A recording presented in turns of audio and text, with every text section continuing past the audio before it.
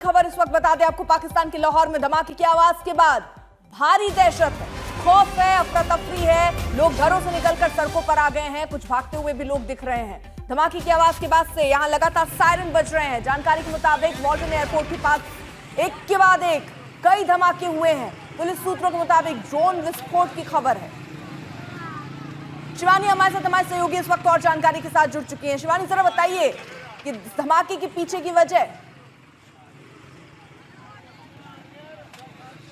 अर्पिता, देखिए, आपको बता दें कि सुबह से ही लाहौर इलाके में 3 अलग अलग धमाकों की खबरें सामने आ रही हैं और इनकी वजह क्या है इसकी कोई पुष्ट जानकारी तो नहीं मिल रही है, लेकिन सोर्सेस के लिहाज से ये बताया जा रहा है कि ये कोई धमाके अपनी ही किसी ड्रिल के धमाके हैं जो पाकिस्तान की सेना और पाकिस्तान की वायुसेना वहां पर कर रही थी। और बताया ये भी जा रहा है कि हो सकता है ये ड्रोन के धमाके हों, जिसकी वजह से वहां के पूरे इलाके में अफरा तफरी का माहौल है। खास बात यह है अर्पिता कि भारत की तरफ से किसी भी दूसरी सैन्य कार्रवाई की कोई भी कंफर्मेशन नहीं है, कोई पुष्टि नहीं है। और जिस तरह से पाकिस्तान की मीडिया कल देर रात से इस तरह की खबरें फैला रहा था, भ्रामक खबरें फैला रहा था, पुराने वीडियोज वहां पर दिखा रहा था कि अमृतसर के आसपास या फिर जो सियालकोट का रीजन है वहां पर गुजरांवाला का जो इलाका है उस तरफ से कुछ फायरिंग हुई है और वहां से कुछ आगजनी की घटनाओं की तस्वीरें वहां पर दिखाई गई थी। तो बाद में ये पता चला था कि ये फेक वीडियोस हैं जो 2024 के वाइल्ड फायर्स के थे।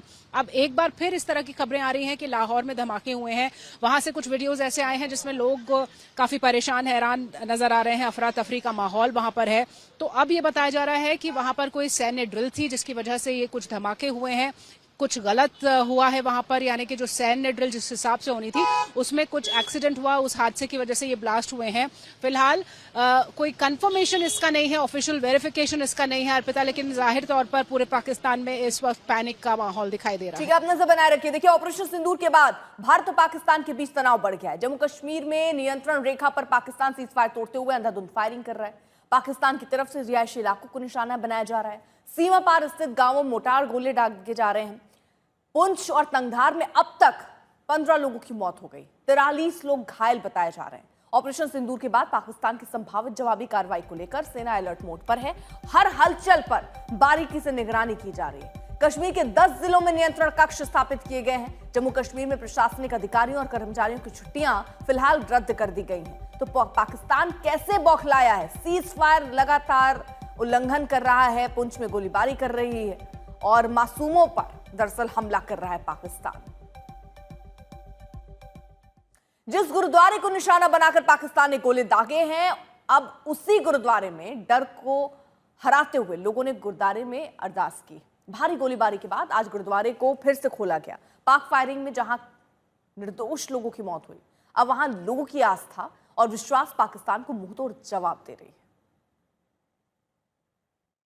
बुधवार की सुबह 7:30 बजे थी। पाकिस्तान लगातार आर्टिलरी फायर कर रहा था रिहायशी इलाकों में और पुंछ में ये वो गुरुद्वारा है जहां पर गोले दागे गए। और आप समझ सकते हैं कि जिस तरह से सीमेंट की लगभग 8 इंच मोटे स्ट्रक्चर को तोड़ दिया, आप समझ सकते हैं कि किस तरह के गोलों का इस्तेमाल पाकिस्तान कर रहा था, किस तरह के हथियारों का इस्तेमाल कर रहा था। इस पूरे इलाके को लगभग दहला दिया था। और उसके बाद निशान देखिए, जब गोले दागे गए तो उनके निशान, दरअसल यहीं के एक ग्रंथी हैं जो पुजारी हैं, कीर्तन करते हैं, वो किसी दूसरे इलाके में थे, उनकी मौत हुई। पुंछ में जो लोग मारे गए उनमें वो भी शामिल हैं। निशान जो थे धमाकों के वो यहाँ पर विजिबल हैं।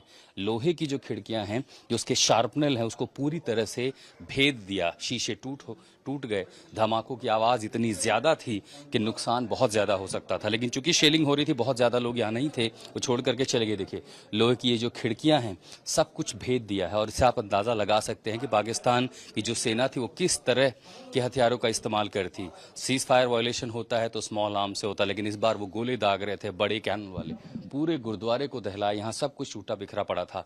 लेकिन ठीक 24 घंटे बाद सुबह पुंछ के लोग पाकिस्तान को जवाब दे रहे हैं। लोगों की आस्था, लोगों का विश्वास, देश के प्रति वो जज्बा आज फिर लोगों को इस गुरुद्वारे में लाई है।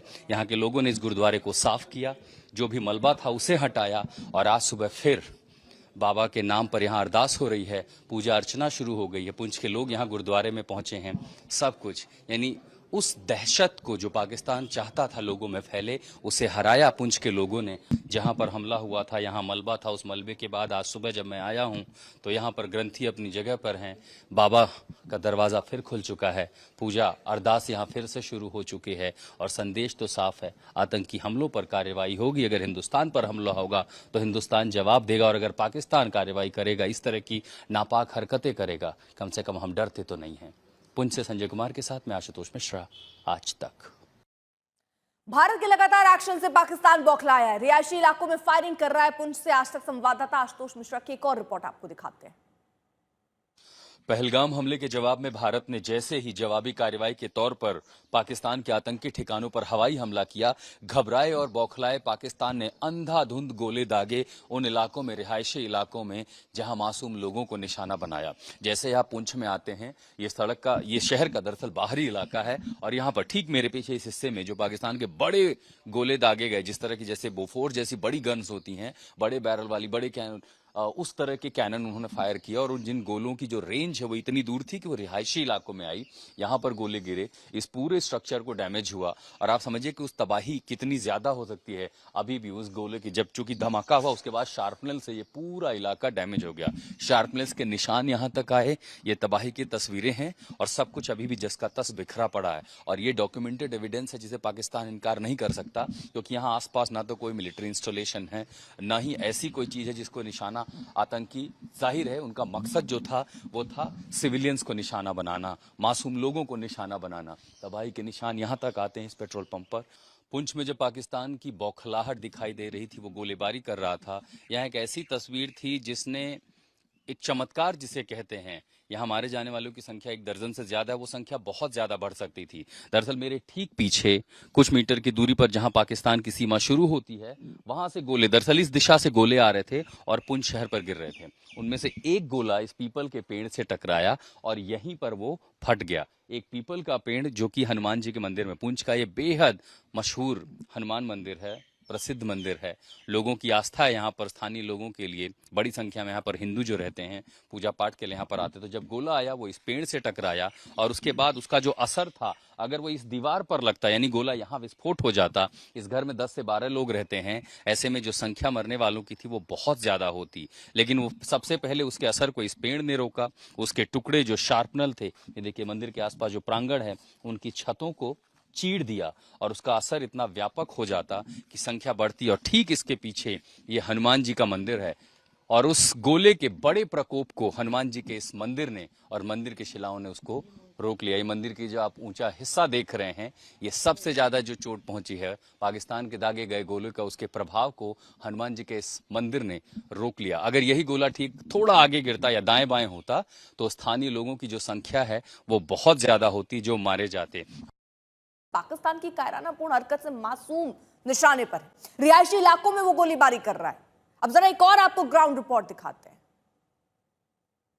इस समय हम मौजूद हैं जम्मू कश्मीर के पुंछ शहर के वार्ड नंबर 10 में। ये एक रिहायशी इलाका है, काफ़ी आबादी वाला इलाका है, घना इलाका है, और बीती रात से ही यहाँ पर पाकिस्तान ने जो है शेलिंग की है, काफ़ी ज़्यादा शेलिंग की है, और कई मकान जो है ध्वस्त हुए हैं और लोगों ने अपनी जान भी गंवाई है, कई लोग ज़ख्मी भी हैं, वो अस्पताल में इस समय भर्ती हैं। लेकिन जिस प्रकार से पाकिस्तान ने दुस्साहस किया है, यहाँ पर रिहायशी इलाकों को निशाना बनाया है, मासूम लोगों को निशाना बनाया है, उससे समूचे पुंछ शहर में जो लोग हैं उनमें काफ़ी भय उत्पन्न हो गया है। इसीलिए ज़्यादातर लोग जो हैं यहाँ से पलायन करके निकल रहे हैं सुरक्षित स्थानों की तरफ।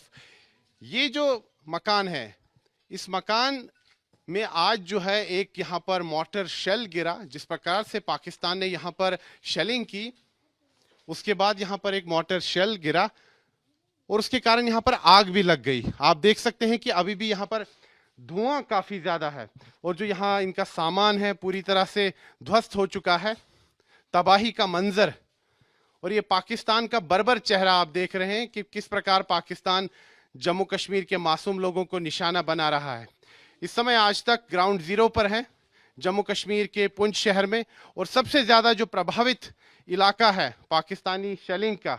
पाकिस्तानी शेलिंग के कारण जो सबसे ज्यादा प्रभावित इलाका है वो यही है पुंछ शहर।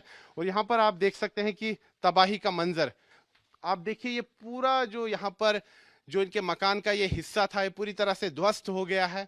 जो टीन शेड है, छेद ही छेद है, पूरी तरह से ध्वस्त हो चुका है। वो तबाही का मंजर, यहाँ पर आप इनका सामान देखिए, जो बर्तन है पूरी तरह से बिखरे हुए हैं। और यहाँ देखिए क्षति क्या हुई है।